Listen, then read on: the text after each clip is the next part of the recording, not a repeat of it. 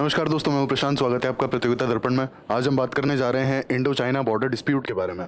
काफ़ी ज़्यादा interesting topic है।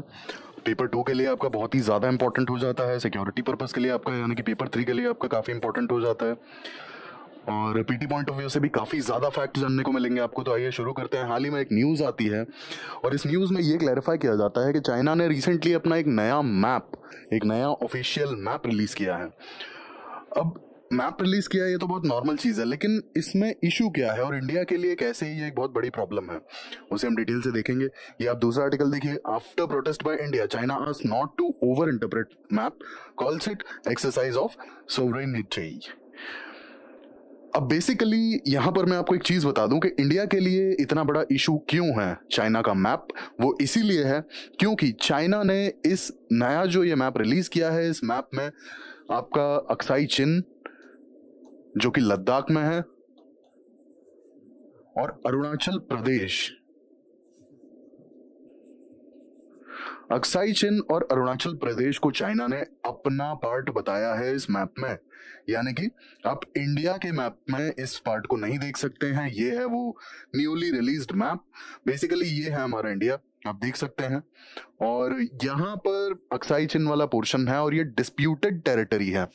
लेकिन आप यहाँ क्लियरली देख सकते हैं कि चाइना ने इस पर्टिकुलर रीजन को, अक्साई चिन को, अपना पार्ट बताया है। बेसिकली शिनजियांग रीजन का पार्ट बताया है। और इसके बाद आप यहाँ पर देखेंगे, ये है हमारा नॉर्थ ईस्ट। और नॉर्थ ईस्ट में बेसिकली चाइना ने पूरा का पूरा अरुणाचल प्रदेश ही इस नए मैप में अपना पार्ट बताया है। साउथ तिब्बत का पार्ट बताया है अरुणाचल प्रदेश को, साउथ तिब्बत। और अक्साई चिन को बेसिकली शिनजियांग रीजन का पार्ट बताया है। तो ये आप देख सकते हैं और इशू यहीं से स्टार्ट होता है। इंडिया ने इस पर रिएक्ट भी किया कि ये जो डिस्प्यूटेड टेरिटरी है, आप इन्हें कैसे अपना पार्ट बता सकते हैं, और हम इन पर हमेशा से अपना क्लेम बताते आए हैं और ये हमारी इंडिया की टेरिटरी है। तो यहां से ये इशू शुरू होता है। ठीक है, अब इसको डिटेल से जानने के लिए एक्चुअल में हमें इसका बैकग्राउंड जानना बहुत ज्यादा जरूरी है, क्योंकि जब तक इसका बैकग्राउंड नहीं जानेंगे तब तक हम ये समझ नहीं पाएंगे कि ये जो इशू है, ये जो डिस्प्यूटेड टेरिटरी है अरुणाचल प्रदेश और अक्साई चिन का, ये एक्चुअल में क्या है और ये डिस्प्यूट कब से स्टार्ट हुआ है। ठीक है, तो इसके लिए बेसिकली हमें जाना पड़ेगा 1914 के शिमला अग्रीमेंट की तरफ। ठीक है, शिमला अग्रीमेंट की अगर बात करें तो बेसिकली यहां पर Tibet, China as well as British India ने एक अग्रीमेंट साइन किया था जिसका नाम है शिमला अग्रीमेंट। और इस अग्रीमेंट के बेसिस पे नॉर्थ ईस्टर्न इंडिया और सदर्न तिब्बत की बाउंड्री डिफाइन की गई थी, जिसे आज की तारीख में हम जानते हैं मैकमोहन लाइन के नाम से। ठीक है, और ये आप देखिए डिफाइन की गई थी ये शिमला अग्रीमेंट 1914 में। बट यहाँ पर एक ट्विस्ट है। ट्विस्ट ये है कि यहाँ पर तिब्बत ने इस अग्रीमेंट को साइन किया था और ब्रिटिश इंडिया ने किया था। चाइना ने इस अग्रीमेंट को साइन नहीं किया था और इसीलिए चाइना आज इस अग्रीमेंट को नहीं मानता है।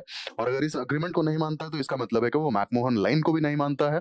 और मैकमोहन लाइन को अगर नहीं मानता है, दिस इज द रीजन कि चाइना अरुणाचल प्रदेश को एज अ होल अपना पार्ट कंसिडर करता है। ठीक है, और दूसरा आता है आपका अक्साई चिन।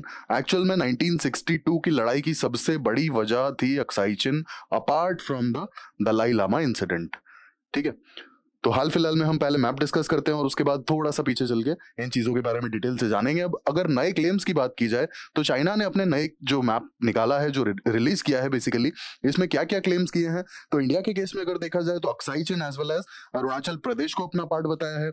इसके अलावा एक 9 डैश लाइन, ये जो टर्म है बेसिकली ये साउथ चाइना सी के लिए है। साउथ चाइना सी में भी काफी ज्यादा डिस्प्यूट्स हैं नेबरिंग कंट्रीज के साथ में चाइना के। ठीक है, और वहां पर फिलीपींस, वियतनाम, इन सब के साथ में बॉर्डर डिस्प्यूट्स हैं बेसिकली साउथ चाइना सी में। और साउथ चाइना सी के लिए एक टर्म यूज की जाती है 9 डैश लाइन। मैं यहाँ आपको बता दूं, बेसिकली ये जो है डैशेस, यही है 9 डैश लाइन। और इसके चलते एक मेजर चंक क्लेम करता है चाइना साउथ चाइना सी का, ये वाला पोर्शन। और यहां पर एक नई चीज जो देखने को मिली है वो है 10th dash line. 10th dash line basically related है आपकी ताइवान से। और इसका मतलब है कि चाइना ताइवान को अपना पार्ट कंसिडर करता है, ताइवान को एक कंट्री अलग नहीं मानता है। ये है आपका ताइवान और यहीं पे आता है आपका 10th डैश लाइन। तो बेसिकली ये दो क्लेम्स चाइना ने हाल फिलहाल में किए हैं। अब इसके अलावा एक इश्यू यहाँ पर जो और है वो ये है कि अरुणाचल प्रदेश को चाइना ने पूरे तरीके से खुद का क्लेम तो किया है, साथ के साथ ही जो भी कैपिटल और उसके आसपास की सिटीज है उनके नाम भी अपने अकॉर्डिंग दिए हैं, स्टैंडर्डाइज किए हैं। ठीक है, जैसे ईटानगर और वो सारी जो जगह हैं, जो सारे डिस्ट्रिक्ट्स वगैरह हैं, उनके नाम चेंज कर दिए हैं, उन्हें अपने अकॉर्डिंग स्टैंडर्डाइज किया हुआ है। अब आते हैं हम पास्ट पर कि बेसिकली ये जो इश्यूज हैं, ये इश्यूज हैं क्या। तो सबसे पहले हम ये चीज जान लें कि चाइना और इंडिया लगभग 3,500 किलोमीटर की बॉर्डर शेयर करते हैं। ठीक है, और यहाँ पर जो मेन डिस्प्यूट आता है वो आता है Aksai Chin as well as Arunachal Pradesh का। ठीक है, अक्साई चिन बेसिकली आपका इंडिया ये कंसिडर करता है कि Aksai Chin is part of UT of Ladakh, और चाइना ये कंसिडर करता है कि Aksai Chin is part of Xinjiang reason.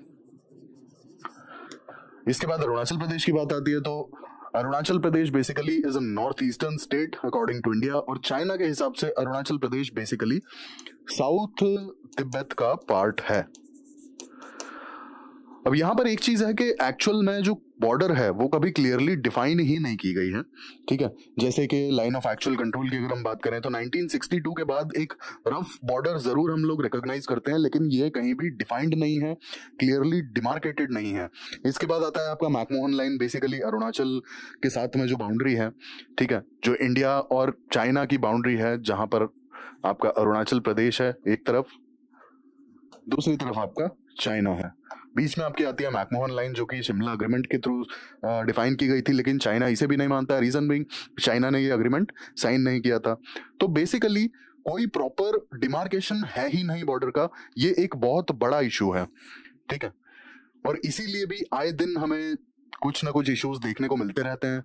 अब अगर हम बॉर्डर की बात करें तो बेसिकली यहाँ पर 3 सेक्टर्स में डिवाइडेड है इंडो चाइना बॉर्डर। सबसे पहला सेक्टर आता है आपका वेस्टर्न, जिसमें आता है लद्दाख का पोर्शन, फिर आता है मिडिल सेक्टर जहां पर आता है Himachal as well as Uttarakhand, और तीसरा आता है आपका ईस्टर्न सेक्टर जहां पर आता है Arunachal Pradesh as well as Sikkim. अब ये बॉर्डर डिस्प्यूट्स के चलते कई बार हमने मिलिट्री स्टैंड ऑफ्स भी यहाँ पर देखे हैं, काफी स्किर्मिश भी देखने को मिले हैं, और फुल फ्लेजेड वॉर भी 1962 में देखा है। ठीक है, अब 1962 का जो इंडो चाइना वॉर था उसका सबसे बड़ा रीजन ही अक्साई चिन के क्लेम को लेकर था। ठीक है, अक्साई चिन बेसिकली जो आपका यूटी ऑफ लद्दाख का पार्ट है, इसके क्लेम को लेकर ये लड़ाई हुई थी। हालांकि last nail in the coffin was Dalai Lama वाला incident. Basically India provided refuge to Dalai Lama. इस चीज से भी जो चाइना के लीडर थे माओ जेडोंग, वो काफी बुरा लगा था उन्हें, और इसीलिए 1962 में फाइनली हमारी वॉर हो जाती है चाइना के साथ में। और आप देखिए कि 1954 में जस्ट वॉर से 8 साल पहले इंडिया और चाइना पंचशील अग्रीमेंट साइन करते हैं।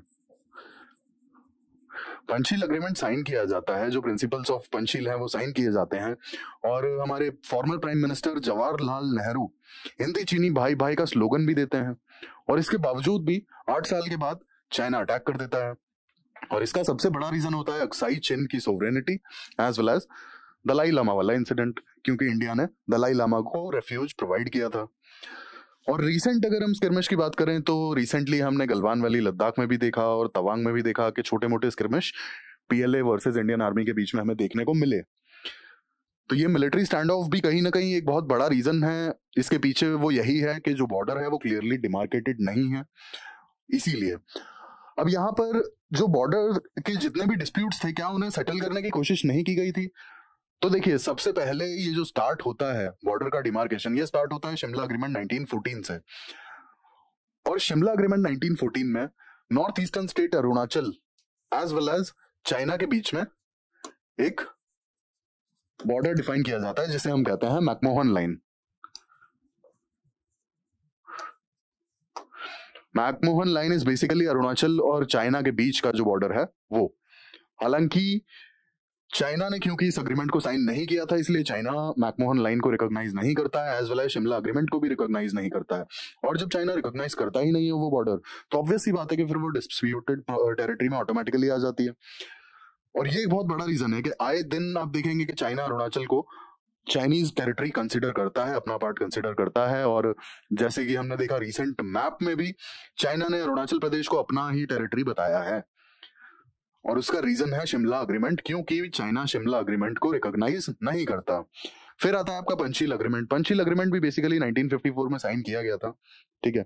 और ये साइन करने का बेसिक जो रीजन था वो यही था कि टेरिटोरियल सोवरेनिटी की रिस्पेक्ट करना, फोर्स को यूज ना करना बेसिकली एक दूसरे के अगेंस्ट, ठीक है।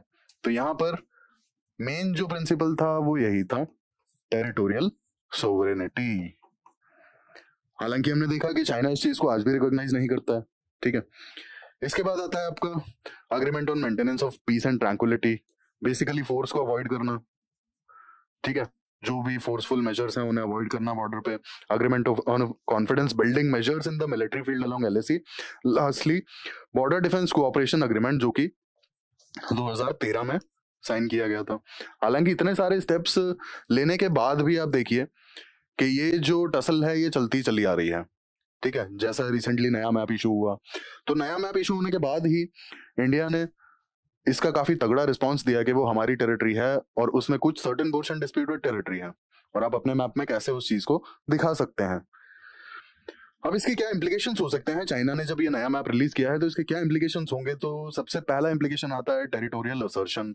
बेसिकली चाइना का हमेशा से काफी ज्यादा एग्रेसिव अप्रोच रहा है इन चीजों को लेकर के, और इसको हम एग्जाम्पल अगर देखें इसका, तो इसका एग्जाम्पल था 1962 वॉर, ठीक है।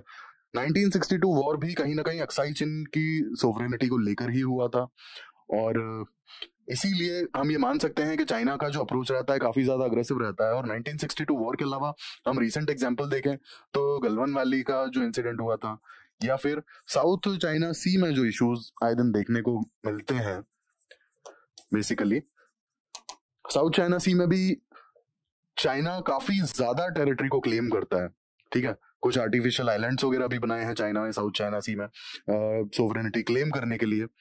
तो ये चाइना का जो बेसिकली अप्रोच रहता है काफी ज्यादा असर्टिव और काफी एग्रेसिव रहा है हमेशा से ही। दूसरा, यहाँ पर डिप्लोमेटिक टेंशंस काफी ज्यादा राइज हो सकती हैं, ठीक है। रीजन बीइंग इंडिया भी अपनी टेरिटरी छोड़ेगा नहीं, इंडिया का और जो डिस्प्यूटेड टेरिटरी है वो डिस्प्यूटेड ही है, ठीक है। और ये यहाँ पर बहुत बड़ा रीजन है कि डिप्लोमेटिक टेंशंस काफी ज्यादा बढ़ सकती हैं। तीसरा आता है आपका कि बायलैटरल रिलेशंस यहाँ पर काफी ज्यादा खराब हो सकते हैं। अब जो भी हमारे बायलैटरल रिलेशंस हैं, इंक्लूडिंग ट्रेड, कॉमर्स, ये सारे रिलेशंस स्टेक्स पर हैं बेसिकली। Lastly, regional tranquillity. अब ये चीज हम देख रहे हैं कि पिछले काफी टाइम से चाइना का एक फेवरेट काम जो है मसल फ्लेक्सिंग का चाइना का काफी मतलब फेवरेट काम है, चाहे वो साउथ चाइना सी में देखा जाए, चाहे गलवान वैली में देखा जाए, ठीक है। तो चाइना टेरिटोरियल डिस्प्यूट्स के लिए काफी ज्यादा मसल फ्लेक्सिंग दिखाता है, और ये एक बहुत बड़ा रीजन है कि ओवरऑल रीजन की, एशियन रीजन की पूरी जो पीस है, जो ट्रैंक्विलिटी है, वो डिस्टर्ब हो सकती है। एंड इवन अगर किसी कंट्री ने थोड़ा अग्रेसिव रिस्पॉन्स दिया तो हो सकता है कि एक टेम्परेरी वॉर भी हमें देखने को मिले, इतनी ज्यादा असर्टिवनेस और इतना अग्रेसिव लाइक अप्रोच देखने के बाद। अब यहाँ पे वे फॉरवर्ड क्या हो सकता है? तो बेसिकली हमने यहाँ पे 3 चीजों को जाना कि 1914 का अग्रीमेंट चाइना रिकॉग्नाइज नहीं करता है, मैकमोहन लाइन चाइना रिकॉग्नाइज नहीं करता है। एलएसी का एक सबसे बड़ा इशू है कि एलएसी 1962 वॉर के बाद में एक कहना चाहिए कि रिकॉग्नाइज तो की गई है, लेकिन फॉर्मली इसके लिए कोई डिमार्केशन या कोई एग्रीमेंट साइन नहीं किया गया है, ठीक है।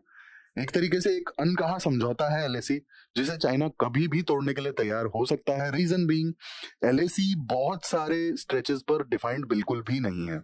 तो इसका मतलब है कि आप देखिए, चाहे अरुणाचल की बाउंड्री हो, चाहे लद्दाख की बाउंड्री हो, चाहे ईस्टर्न सेक्टर हो, चाहे वेस्टर्न सेक्टर हो, जेन्युइनली तो बाउंड्री डिफाइंड ही नहीं है।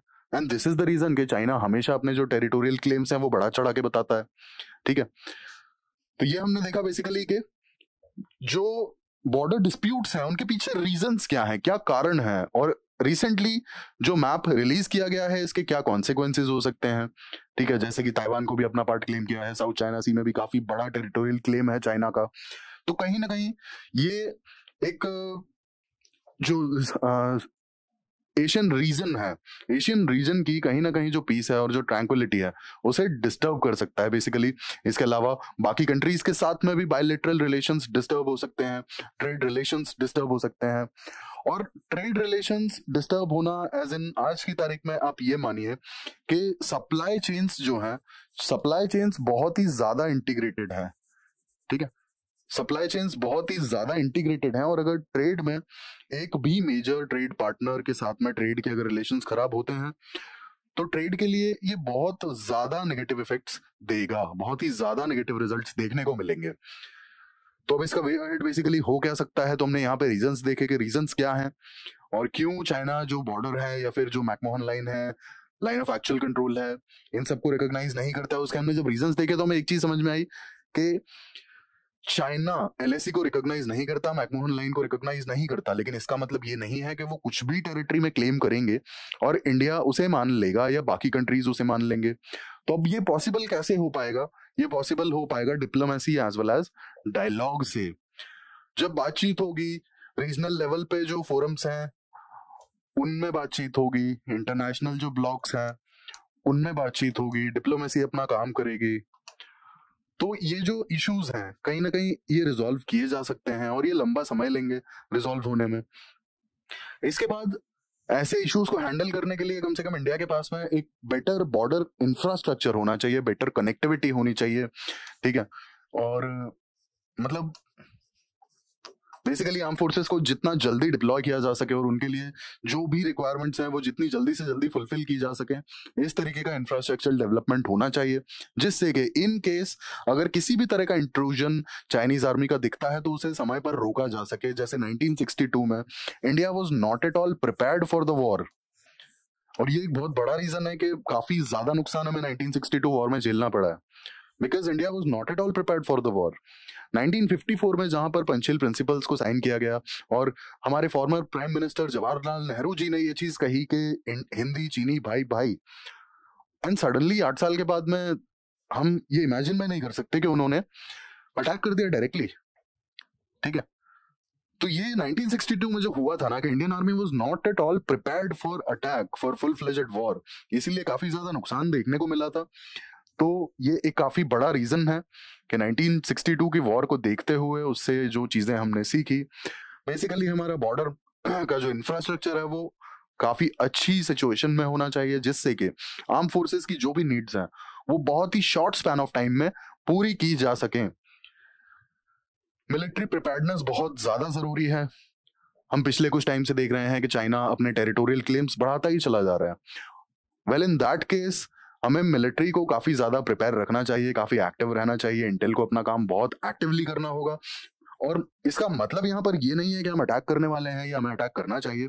इसका मतलब ये है कि अगर इन केस ऐसा ना हो कि सामने वाली कंट्री अटैक करने के लिए तैयार है, वॉर के लिए तैयार है और हमें पता ही नहीं है, ठीक है, तो मिलिट्री हमारी इस लेवल पे प्रिपेयर होनी चाहिए। रीजन बीइंग, चाइना जिस तरीके से टेरिटोरियल क्लेम्स बढ़ा रहा है और जिस तरीके से पिछले 4 से 5 सालों में, इनफैक्ट 2013 के बाद से बॉर्डर पे जो छोटे मोटे स्किर्मिश हैं वो आए दिन देखने को मिलते हैं।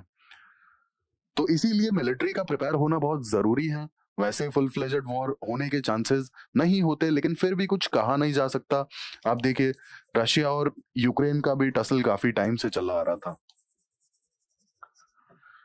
जब रशिया ने क्रीमिया को एनेक्स किया था, रिलेशंस तो उसके पहले से ही खराब चल रहे थे ना। बट आज आप हालत देखिए, कितने लंबे समय से वॉर कंटिन्यूअसली चली आ रही है। तो इसलिए वॉर का कुछ भी नहीं कहा जा सकता। मिलिट्री को एटलीस्ट इतना प्रिपेयर रहना पड़ेगा कि हाँ, अगर कल दिन को वॉर होता भी है तो दे आर रेडी, है ना। ऐसा ना हो जैसे 1962 में हुआ था बेसिकली कि इंडियन आर्मी प्रिपेयर ही नहीं थी वॉर के लिए। फिर आता है आपका regional and global partnerships. Basically regional level पे या फिर ग्लोबल लेवल पे अगर पार्टनरशिप्स की जाती हैं तो ये भी एक बहुत अच्छी चीज है। रीजन बीइंग सप्लाई चेन्स जो है, सप्लाई चेन्स जितनी ज्यादा डाइवर्सिफाइड होंगी उतना ट्रेड वगैरह के लिए भी बेटर है। दूसरा कि रीजनल लेवल पे और ग्लोबल लेवल पे अगर ब्लॉक्स होंगे तो एटलीस्ट इस तरीके का अगर कोई भी इशू होगा तो उसे रिजॉल्व करने के लिए काफी सारी कंट्रीज साथ खड़ी होंगी, ठीक है। जैसे आपके जो टेरिटोरियल सोवरेनिटी है, इस चीज के लिए काफी ज्यादा कंट्रीज साथ खड़ी हो सकती हैं। फिर आता है आपका इकोनॉमिक एंड ट्रेड मेजर्स। अब बेसिकली यही सप्लाई चेन्स को जितना ज्यादा डाइवर्सिफाई रखा जाए उतना बेटर है। रीजन बीइंग, अगर किसी तरह का फुल फ्लेजेड वॉर होता है या फिर नहीं भी होता है वॉर, बट अगर रिलेशंस खराब हो जाते हैं, वेल इन दैट केस हमें economically as well as trade के लिए तैयार रहना होगा। इसके बाद आता है आपका इंटरनेशनल फोरम्स। अब इंटरनेशनल फोरम्स जो है, इंटरनेशनल फोरम्स जितना इंटरनेशनल ब्लॉक्स कई बार होता है ना कि डिप्लोमेसी के साथ में काम कर जाते हैं, उतना इंडिविजुअल कंट्री नहीं कर पाता है। तो इसी कारण से इंटरनेशनल ब्लॉक्स में अगर ये सारे टेरिटोरियल क्लेम्स और टेरिटोरियल डिस्प्यूट्स उठाए जाएंगे तो इन्हें पीसफुली रिजॉल्व किया जा सकता है। तो यहाँ पर इंटरनेशनल फोरम्स की भी अपनी ही इंपॉर्टेंस है। अब इस चीज से हम कंक्लूड क्या कर सकते हैं, तो बेसिकली यहाँ पर कुछ चीजें जो हमें कंक्लूड करनी है वो ये है कि चाइना का एक्चुअल में जो टेरिटोरियल क्लेम है वो डिस्प्यूटेड रीजन्स के लिए काफी ज्यादा स्ट्रांग है और काफी बायस्ड है एक तरीके से देखा जाए तो।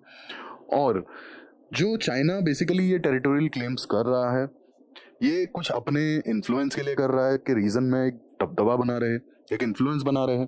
जैसा कि मैंने आपको बताया था कि पिछले कुछ सालों में चाइना ने काफी ज्यादा मसल फ्लेक्सिंग की है। छोटी छोटी कंट्रीज से टेरिटोरियल डिस्प्यूट्स हैं इनके, जैसे फिलीपींस, वियतनाम, इन सारी कंट्रीज से टेरिटोरियल डिस्प्यूट्स हैं। साउथ चाइना सी में काफी ज्यादा टेरिटोरियल डिस्प्यूट्स हैं और इनफैक्ट साउथ चाइना सी में जो फिलीपींस के फिशरमैन वगैरह हैं उन्हें डायरेक्टली अरेस्ट कर लिया जाता है। पीएलए नेवी जो है बेसिकली वो डायरेक्टली अरेस्ट कर लेती है। तो काफी ज्यादा मतलब प्रॉब्लमैटिक हो रखा है।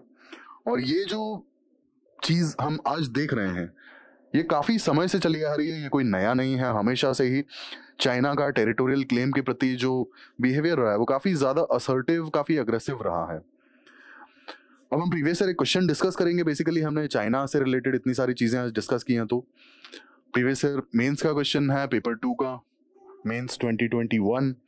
USA is facing an existential threat in the form of China that is much more challenging than erstwhile Soviet Union, explain. 10 marker है, 150 वर्ड्स में फिनिश करना है। आइए इसे डिस्कस कर लेते हैं। सबसे पहले आता है कि चाइना जितना तेजी से बढ़ा है और जिस हिसाब से यूएसए चैलेंजेस फेस कर रहा है तो ये क्यों कर रहा है। अब बेसिकली सोवियत यूनियन की बात यहाँ पे की जाती है कोल्ड वॉर एरा की वजह से। अब कोल्ड वॉर एरा के टाइम पर अगर आप देखेंगे तो Soviet union first of all एक आइडेंटिटी के लिए लड़ रहा था, ठीक है। सोवियत यूनियन के साथ में यूएसए की जो लड़ाई थी इट वाज अबाउट आइडेंटिटी, और ये आइडेंटिटी आती है पीछे छुपी हुई आइडियोलॉजी से। Basically socialist versus capitalist. China के केस में ऐसा कुछ नहीं है ना। चाइना बेसिकली लार्जेस्ट इकोनॉमी बन के यूएस को चैलेंज करना चाहता है। एडमिनिस्ट्रेटिव मॉडल्स, ट्रेड मॉडल्स के बेसिस पे यूएसए को चैलेंज करना चाहता है। तो सबसे पहला जो फैक्टर आता है कि आइडियोलॉजी जो है, आइडियोलॉजी का यहाँ पर कोई भी सीन है ही नहीं, कोई सिनेरियो नहीं है, क्योंकि चाइना का जो तरीका है, चाइना का तरीका यहाँ पर अलग है। वो लार्जेस्ट इकोनॉमी बन के यूएसए को चैलेंज करना चाहता है। दूसरी चीज़ यहाँ पर ये आती है कि सोवियत एरा में एक चीज़ जो थी that was about the theoretical claims. Theoretical claims के पीपल्स एवोल्यूशन, सोशलिज्म और ये सारी चीज़ें, और ये काफ़ी बेटर होते हैं और ये काफ़ी फेवरेबल रिजल्ट्स होते हैं, जबकि ऐसा कुछ था नहीं, ठीक है। चाइना के केस में अगर आप देखेंगे तो चाइना के केस में ऑलरेडी जो डेवलपमेंट मॉडल है वो सबके सामने है। देखा जाए तो चाइना ने जितना स्पीड से डेवलप किया है वो सबके सामने है। यहाँ पे किसी तरह के क्लेम नहीं है, जो अचीवमेंट्स हैं सबके सामने है। तीसरा आता है आपका कि सोवियत यूनियन डायरेक्टली चैलेंज करता था यूएस को, डायरेक्टली चैलेंज, ठीक है, डायरेक्ट कॉन्फ्रंटेशन। चाइना के केस में ये नहीं है। China wants to work with every country.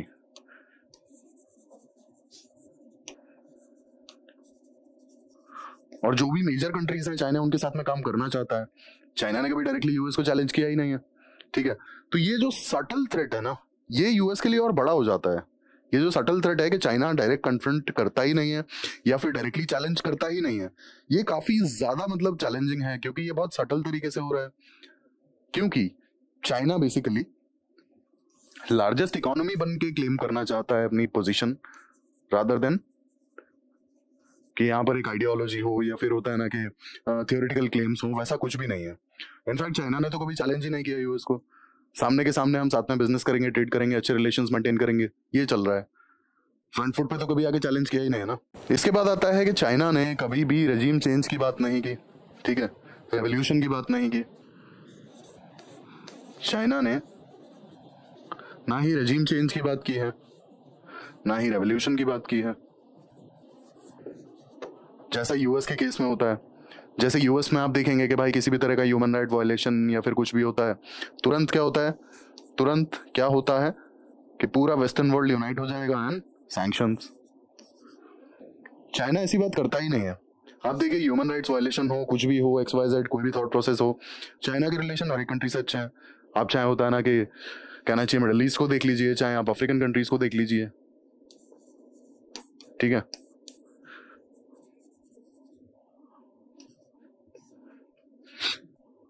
तो बेसिकली चाइना ना तो रेवोल्यूशन की बात करता है, ना रेजिम चेंज की बात करता है, ना ही फ्रंट फुट पे आके ह्यूमन राइट्स और ये सारी चीजों के लिए कंट्रीज से रिलेशंस खराब करता है या सैंक्शंस की बात करता है। जबकि यूएस के केस में ये चीज ऑलरेडी है। और यही कारण है कि बेसिकली अगर आप देखेंगे तो यहाँ पर it's all about trade and investment opportunities, और कुछ भी नहीं है। यहाँ पर किसी तरह का रेजिम चेंज की बात नहीं होती है, या फिर ह्यूमन राइट्स वायलेशन की बात नहीं होती है, या फिर डेमोक्रेसी की बात नहीं होती है। यहाँ पर बात होती है इन्वेस्टमेंट की, ट्रेड की। इसके बाद नेक्स्ट पॉइंट आता है आपका ग्लोबल सप्लाई चेन्स का। अब कोल्ड वॉर एरा में क्या था कि जो ग्लोबल सप्लाई चेन्स थी ना, वो इतनी ज्यादा इंटीग्रेटेड नहीं थी उस समय तक। बट ऑलमोस्ट आफ्टर 3 डेकेड्स, आज की बात अगर हम करें तो ग्लोबल सप्लाई चेन्स काफी ज्यादा इंटीग्रेटेड हैं फर्स्ट ऑफ ऑल, और दूसरी चीज है कि काफी ज्यादा डिपेंडेंट है चाइना पर, काफी ज्यादा डिपेंडेंट भी है चाइना पर, ठीक है। और अगर एक और चीज देखी जाए तो चाइना का जो इकोनॉमिक डेवलपमेंट है वो काफी तेजी से हुआ है ना। अगर हम यूएसएसआर से कंपेयर करें, सोवियत यूनियन से कंपेयर करें, तो बेसिकली उस टाइम सोवियत यूनियन सिर्फ और सिर्फ यूएस के साथ में कंपटीशन में था, ठीक है। चाहे वो स्पेस का हो या किसी और सेक्टर का हो, वो एक कंपटीशन चल रहा था। बट चाइना ने तो ओवरऑल डेवलपमेंट किया, काफी सारे स्फेयर्स में एक साथ डेवलपमेंट किया और काफी तेजी से डेवलप भी हुआ। अगर आप देखेंगे तो ये सारी जो इंटीग्रेटेड सप्लाई चेन्स हैं, ये उसी का तो नतीजा है। आप सोचिए कि मेजॉरिटी कंट्रीज का China is a major trade partner. आप मेजॉरिटी कंट्रीज उठा के देख लीजिए, उन कंट्रीज के अगर आप मेजर ट्रेड पार्टनर उठाकर देखेंगे तो चाइना कहीं ना कहीं एक मेजर ट्रेड पार्टनर होगा, ठीक है। तो बेसिकली यहाँ पर कंक्लूजन ये है कि एग्जिस्टेंशियल थ्रेट जो है काफी सारे कारणों से है जो हमने डिस्कस किए, ठीक है। चाहे वो आइडियोलॉजी हो, चाहे वो अचीवमेंट्स हो, चाहे फिर वो आपके थ्योरेटिकल चीजें हो, या फिर होता है कि इकोनॉमिक डेवलपमेंट हो, या फिर ऐसी कंट्रीज के साथ काम करना जहां पर काफी सारी प्रॉब्लम्स हैं, उसके बावजूद भी इन्वेस्टमेंट अपॉर्चुनिटीज दी जा रही हैं, किसी तरह की रेजिम चेंज की बात नहीं की जा रही है। तो काफी सारे फैक्टर्स हैं जो चाइना को कहीं ना कहीं यूएसएसआर से ज्यादा स्ट्रांग बनाते हैं, जो कोल्ड वॉर एरा में यूएसएसआर की कंडीशन थी। चाइना की कंडीशन वैसी नहीं है। चाइना बहुत अलग तरीके से काम कर रहा है, डायरेक्टली यूएस को चैलेंज नहीं कर रहे हैं, और चैलेंज भी करते हैं तो वो इकोनॉमी के थ्रू चैलेंज कर रहे हैं, ना कि आइडियोलॉजी या बाकी चीजों के थ्रू चैलेंज कर रहे हैं। तो ये काफी बड़ा एक मुद्दा हो जाता है, और यूएस को काफी समझदारी से और काफी ज्यादा टैक्टफुली डील करना होगा इसे। तो ये हमने बात की कि कैसे चाइना यूएस के लिए एक थ्रेट बनता जा रहा है, और क्योंकि ये 10 मार्कर है तो बहुत ज्यादा हमें डिटेल में जाने की जरूरत नहीं है। ये थी हमारी आज की डिस्कशन। हमने रिसेंटली चाइना ने एक नया मैप रिलीज किया है, उस मैप के बारे में बात की, और एक प्रीवियस ईयर क्वेश्चन डिस्कस किया। यहाँ खत्म होती है हमारी डिस्कशन। ऐसे ही इंफॉर्मेटिव वीडियोस के लिए हमारे साथ प्लीज जुड़े रहें, और प्लीज सब्सक्राइब करें, लाइक करें, शेयर करें। Thank you, thanks for watching.